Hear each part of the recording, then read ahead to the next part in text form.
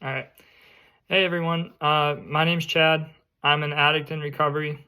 Um, Tonight, I'm going to kind of share with you guys the perspective of, the effects of drunk driving from the perspective of an addict. So, I kind of always start this out by, talking a little bit about my childhood and how I grew up. I grew up in a family that was, of course, super against drugs and alcohol, and they, kind of prepared me for that my whole life. So, when I was in high school, I stayed away from it as much as possible, but that doesn't really mean that I wasn't curious as to what it was like to feel a little bit different, right? So I dealt with a lot of bullying in high school, and I always kind of had that kind of in the back of my mind of just I wanted to maybe know what it was like, but I didn't actually want to take the jump and try drugs or alcohol while I was in school. Now, once I graduated, though, I got my first like actual job, and that was at a gas station. And working at a gas station when I was 18, I was just kind of around it all the time. Everybody that I worked with was going out on their lunch break, smoking weed or taking a cigarette break, and they would really smoke weed or drink or whatever else. So it was just kind of around it all the time, and eventually I kind of gave in and decided that I would try it. So I just remember the first time that I smoked weed. I I took a hit, and I just remember like having the feeling of this is something that I want to do as much as possible for as long as possible, or just something that I'm going to do for the rest of my life. And thinking about that now is kind of a scary thought, but um, that's what happened. And I'd say within about 2 weeks, I was smoking every single day. And then eventually it graduated into, multiple times, 3, 4 times a day as soon as I woke up, middle of the day, at night, and then again before I went to sleep. So if you're smoking that much, then you're really spending your entire day under the influence, and eventually comes the time where you got to drive a car, right? So the first time that I drove a car while I was high, I was only a mile or two away from my house, and hanging out with a few friends at in their garage. We were smoking and hanging out there, and I had a curfew at that point. I was 18, 19 years old, but I still had a curfew because I lived with my family. And I was coming past my curfew. It was like 1 o'clock in the morning, and that's when my curfew was. So it was already late, and I kind of stood up and I told my friends, like, hey, I got to go home. I got to drive. I'm freaking out because I was I'd never done that before, and it made me nervous. So instead of my friends like saying, "Oh yeah, we'll take you home," or "We'll call you an Uber," or whatever, they proceeded to coach me on how to drive high, because it was just normal for them, and it was really weird for me, but they ended up getting me to do it, and I drove home. I finally made it home. I drove super slow, and I remember when I got home, my mom was waiting up for me. She was sitting in the living room, and that's kind of when I started, the actual like active addiction, kind of mentality for me started, and I started lying to my family. So, I made up some whole elaborate thing about where I was and what I was doing, and obviously, I'm sure my mom didn't buy it, but she just didn't feel like arguing with me about it. And I'd say maybe a week or two down the road from there, I was driving everywhere I went. I was driving high, which it's crazy to think about now. I mean, I guess this is really a good time for me to stop and mention, like, I know that, maybe not all of you guys are in this room for the same exact reason, but, one way or another, we got caught doing something that we weren't supposed to do, right? But I kind of took a step back and reflected when I got caught about, how many times did I actually do this before somebody found out that I was doing, or somebody caught me? How many times did I put myself and other people in danger just because I didn't want to wait, or I didn't want to call for a ride, or just not do it altogether? But became normal for me to do that, and then eventually I started using other drugs. I was around dealers all the time, so started doing hallucinogenic psychedelics, LSD, mushrooms, things like that, and I'd say after a few times of doing those things, came a time where like I felt like I needed to drive while after I had already taken it, and really no reason that I should have done that, but I did, um, and we make the excuse for ourselves like, okay, well, it worked this time, so if it worked this time, then it should work every time that we do it. Obviously, we all know that that's not the case. Anything, literally anything can happen. We can always hurt someone else. We can always get caught, or I mean, that's like the least bad thing that could happen. But kept doing that, and you know, kind of went into full-fledged addiction, and started doing, a lot harder drugs. I mean, the first time that I did Xanax, I was picking up some weed from the guy that I normally bought it from, and I walked into his house and he had this big bag of pills just sitting on the counter, and I'm like, okay, what's that, dude? And he's like, oh yeah, those are Xanax. And I'm like, I don't know what Xanax is. I had never heard of that before. I mean, maybe heard the term, but I had no idea what it did. So I asked him, I'm like, hey, what's it do, man? And he's like, it's basically alcohol in a pill. And, that, I was interested because I hated alcohol. I didn't like the way that it made me, that, like, I didn't like the taste of it and all that, but I wanted to feel different. So I was like, okay, dude, I'll buy some, whatever. And I bought 2 of them, and they're Xanax bars, so they're 2 milligrams each. And that, I mean, if you're taking 2 milligrams each and you're taking 2 of them, that's quite a bit for the first time that somebody ever does that. And I remember I got out in my car and I did what I always did, and I just ate them. I ate them, and I had a 30-minute drive home. So I say I made it most of the way home before I really noticed anything, and I actually was going to a friend's house. I stopped at his house and got out of the car, and I just remember feeling like this is not good. Like, I'm in a really bad situation. His house is maybe 4 minutes from my house, but I was nervous that I wouldn't be able to figure out how to get from his house to my house if I didn't leave, like, right now. So I got out of the car, I said hi to him, got back in the car, told him I had to go. And then from his house, I had to turn right to the gas station. I got down to the gas station, and then from the gas station, I had to drive out of the gas station, turn right, drive down like maybe 100 feet, take another right, and my house was right up here. So it was really, really close. But what I ended up doing was I pulled out of the gas station, I turned right, and then I drove for 20 miles straight before I even realized I was driving. I had no idea what was going on. So, I'm in Kentucky right now, but I'm from Grand Rapids. I grew up in Caledonia, and I was driving back to Caledonia, but I ended up all the way in Hastings. So I drove all the way through Middleville into Hastings before I even realized what was going on. I got over there. Once I became aware, it was dark outside. My phone had died. I had no idea where I was. Super inebriated. Just didn't really know what was happening. And I started to kind of panic a little bit. So I'm driving a little bit faster. I actually ended up getting pulled over. And I'd gone off the road, I guess, and I ripped the mirror off my car. And, I was freaking out. But this guy pulls me over. I stop. He comes up to the door. Instantly calmed down. He asked me what happened to my mirror. I'm like, oh, I got hit in the parking lot. I completely lied to him and didn't even have to think about it. And he ended up giving me directions. And I went right over my head. It took me another probably 2 or 3 hours to figure out how to get home. I finally get home middle of the night. It's like 2 or 3 in the morning probably. And I remember what happened was, I have, obviously very fuzzy memory about this, but I got out of the car, walked down to the storm drain at the end of the driveway, and I vomited in the storm drain, and got back into the car, closed the door, locked the doors, kept the car running, and I nodded out, passed out in the driver's seat of the car. Didn't wake up until my dad, I woke up to my dad pounding on the window. I'm drooling all over myself, just completely out of it. So, I unlock the door. He finds a big bag of pills. It was Norcos or hydrocodone or something like that sitting on the seat next to me. And he grabs the pills, grabs me, takes me inside. And then my mom and him were just, ripping me apart, but I don't remember any of it because I was so gone. And the only thing that I do remember is him taking this bag of pills and dumping it down the drain and turning the garbage disposal on.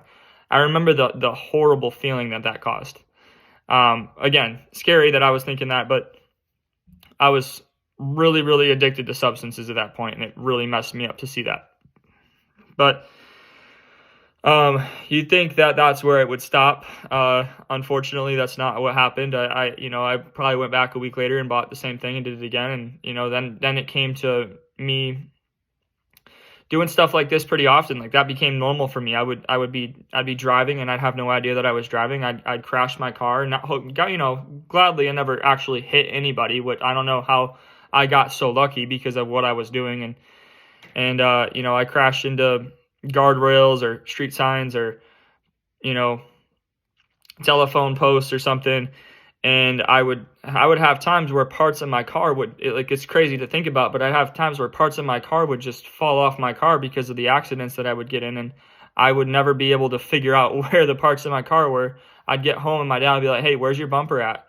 And I'd be like, I'd have to make some story up. Like, yeah, it got like completely obliterated. Like it's into a bunch of pieces, so I just left it.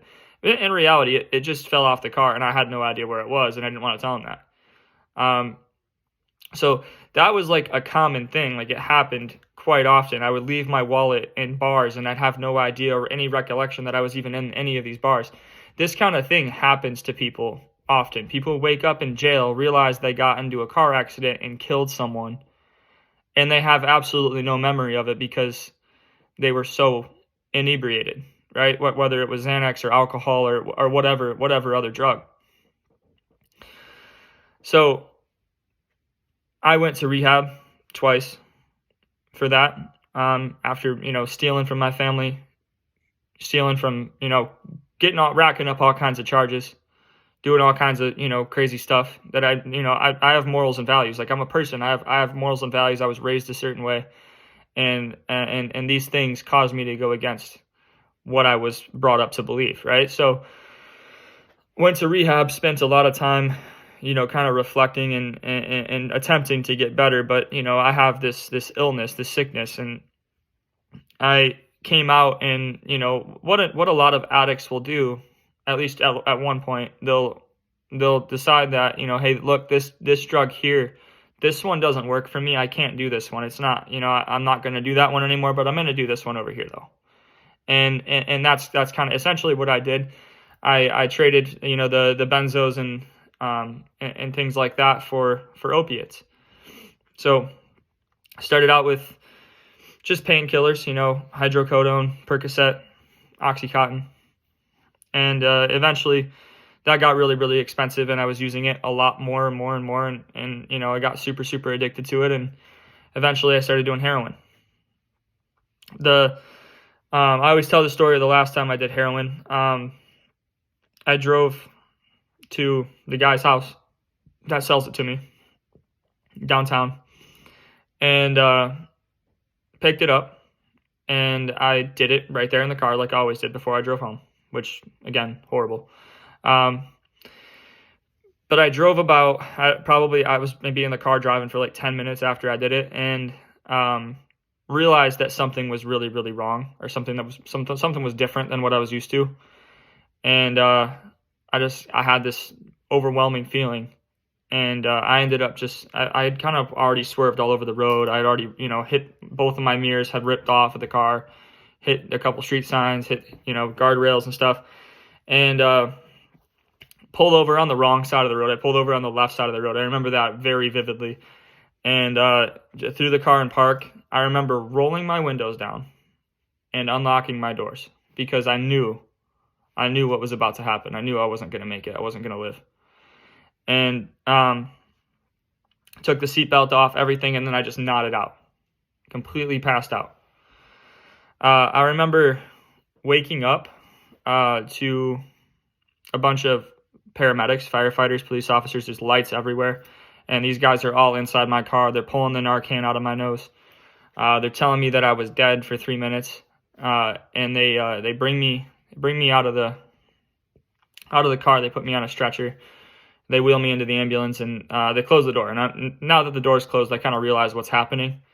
I was really, really gone for a little while, even after the Narcan. I'm just not really understanding what's happening. But they close the doors. I figured it out. And the paramedic sits down and he starts talking to me.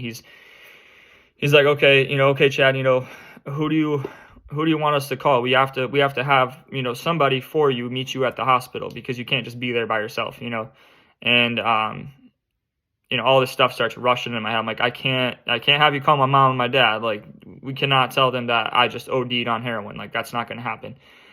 But then I realized like how many people I actually had that would show up for me. It was like nobody. Like all of my friends did the same stuff. They were all, knocked out in a trap house somewhere. Either they're drunk or they're on a bunch of drugs or something. They're not going to show up though. I know that. So I ended up opting for him to call my mom, which is something that I really didn't want to do. But he asked me, he said and this is a really weird question. I'm still like strained, it's odd that he asked me this question, but he said, "What do you want me to say to her? How do you want me to tell her this?" And now that I've been clean for a while, like I understand why he asked me that question, because it's way more impactful to know how many people, or the effect that you're having on other people than what it does to yourself, really, for a lot of people anyway. But he asked me what I want him to say to her. I'm like, dude, I have no idea. I don't know. I know. I'm sure you have this happen all the time. What do you normally say? And he's like, look, I'll figure it out for you. I'll say what I say. But I really want you to understand that this phone call is something that your mom is never going to forget. She's going to remember this phone call every time you show up late, every time you don't answer her text messages. Every time you don't pick up when she calls, she's going to think of this phone call. And my mom texted, I was thinking about it this morning. My mom texted me this morning when I woke up, 7 a.m. I said, I need to respond to this immediately because I get really busy. And if I don't respond right now, I'll forget. And I do not want to do that to my mom. So like, this is something that kind of, it triggered me. It made me realize like, okay, all the 5-6 years of me doing this, sure, I didn't give a shit about myself. I didn't care what happened to me, because I didn't really have any love for myself at all to begin with. But all these people, my mom, my sister, my dad, my aunts, uncles, family members, all my friends, the people that were actually close to me before this, they're watching me do this to myself, and it's horrible for them. I didn't think about that. I had no regard for anybody, and also strangers on the street. I'm driving my car, getting close to getting in accidents with these people. A pedestrian walks by me and I'm nodding out, I'm not going to stop in time. And we all know what level we have to be at for that to be a thing. Because I understand, guys, not all of you are just going to stop using. Not all of you are just going to not ever drink again. I get that. But there's no reason for you to do that and not know that it's wrong to get behind the wheel of a car. There's no reason for you to just stay at home. Or maybe go somewhere and have a couple of drinks, but then go do something else until you sober up a little bit.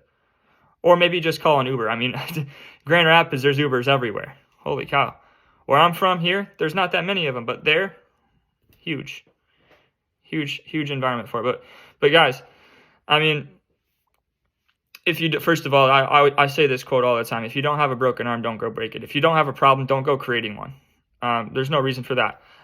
I haven't been able to drive a car in like 3 years, and I don't think I can drive a car for another 2 years, which kind of sucks. Like that's kind of a bummer. But to be honest, like when I look back and I reflect on all this stuff, I don't deserve to be able to drive a car. The stuff that I did, the things that I got away with before I actually got caught, I still think that I'm surprised that I didn't get locked up for a long time for what I did. So if you guys are lucky enough to be sitting in this room and you're not in jail, don't go mess yourself up. Just stop. Just stop doing that kind of stuff. Be glad that you got caught. I'm going to tell you guys right now, if I didn't get caught, I wouldn't even be talking to you. I'd be dead. The only reason that I'm here talking to you is because somebody called 911 on me when I was swerving all over the road. I would have stayed overdosed in that car and been brain dead before anybody found me. So I'm grateful. I'm grateful for it. But that's all I got for you guys. I appreciate y'all listening. Thanks again.